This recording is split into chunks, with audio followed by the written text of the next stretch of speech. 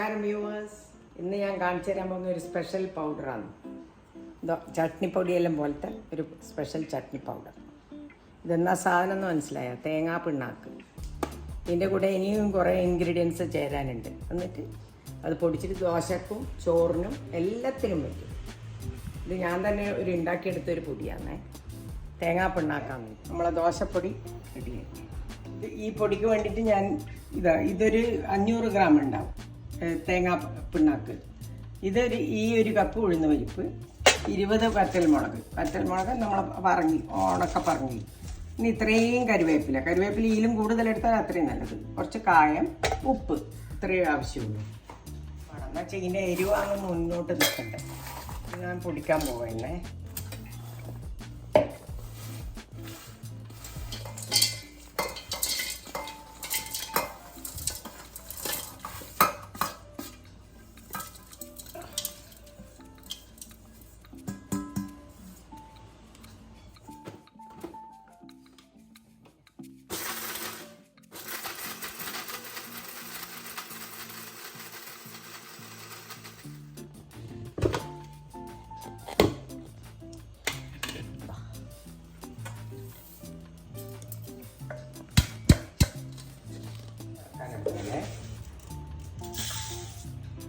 ഒരക്കപ്പ്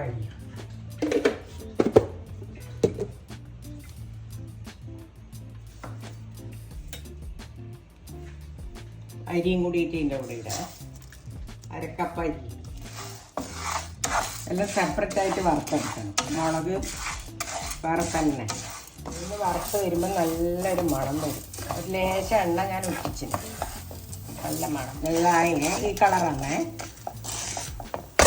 ഇനി ഇത് തണുപ്പിക്കാൻ വെക്കട്ടെ. ഫാനിൻ്റെ അടിയിൽ കുറച്ച് വെളിച്ചെണ്ണ വെക്കണം. കുറച്ച് 1 ടീസ്പൂണേ വേണം.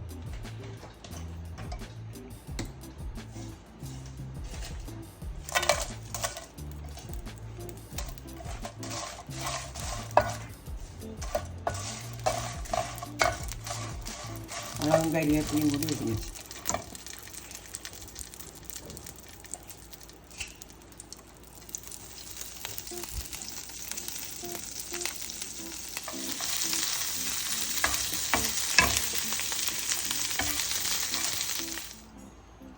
എൻ്റെ സൈന് പറഞ്ഞാൽ ഇതാണ് കേട്ടോ. മുളകിങ്ങനെ പൊട്ടും. ഇനി ഇത് നല്ലോണം പൊടിച്ചെടുക്കട്ടെ. തണുത്തു. അരി, ഉഴുന്ന്, മുളക്, ഉണക്കമുളക് കുറച്ച് അധികം എടുക്കണേ. പിന്നെ ഉണക്കമുളക്, കരിവേപ്പില, ഇത്രയും സാധനം വേണം. ഇതാണ് ഇത്രയും സാധനമായത്.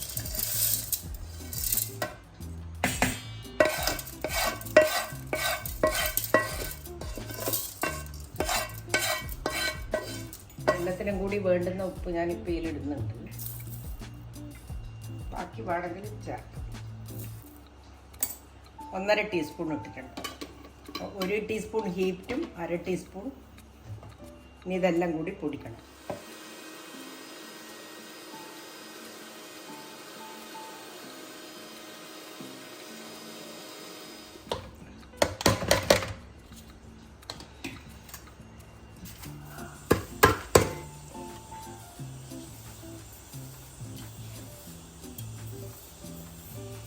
ഇനി ഈ തേങ്ങാപ്പിണ്ണാക്ക് ഒന്നും കൂടി പൊടിക്കും.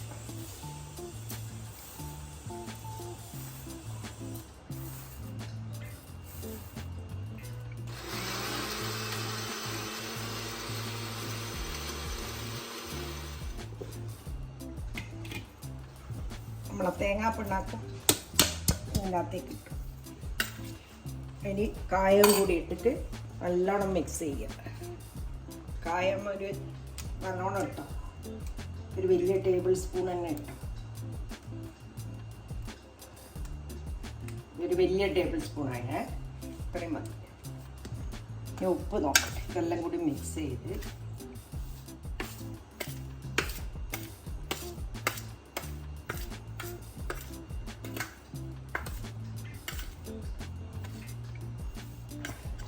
നമ്മൾ നേരത്തെ ഇട്ട ഉപ്പ് മതിയായിന്. അങ്ങനെ ഇതെല്ലാം ചെയ്ത് കഴിഞ്ഞിട്ട് നോക്കിയിട്ട് ഉപ്പ് വേണം നിങ്ങൾക്ക് തോന്നിയിട്ടുണ്ടെങ്കിൽ ഇട്ടോ. കുറച്ചൊരു മധുരപ്പ് ഉണ്ടാവും, തേങ്ങേൻ്റെ മധുരം ഉണ്ടാവും. കുറച്ച്, അത് വല്ലാണ്ട് മധുരമല്ല, തേങ്ങക്കൊരു മധുരം ഉണ്ടാവില്ലേ, അതിൻ്റെ ആ മധുരം ഉണ്ടാവും. പിന്നെ ഈ എരിവെല്ലാം ചേരുന്നുണ്ട്, അതറിയില്ല അതിന്.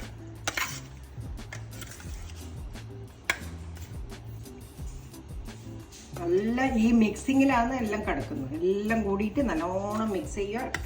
എയർ ടൈറ്റ് ആയിട്ടുള്ള ബോട്ടിലാക്കി വെച്ചോളുക.